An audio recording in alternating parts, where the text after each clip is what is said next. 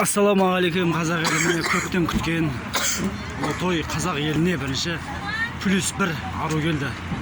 Және соның ішіндегі Тұрғын ата Көтен Есіркептер әулетінің саны жылдан жылға көбейіп жатыр міне. Көптен күткен міне жеңгеміз Мақпал деген жеңгеміз, жүрген Қыдыр ағамыздың келіншегі Мақпал жеңгеміз 10 жылдан кейін босанып отыр.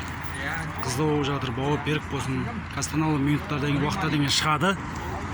Ана Байсадан соң қазір бәріміз Есіркептер әулеті күтіп тосып жатыр жалпы. Арнамыздан алыс кеттіңіз, алда әлі қызықтар бар. Ауылға барамыз, қазір лимузин машина келеді ана жерге.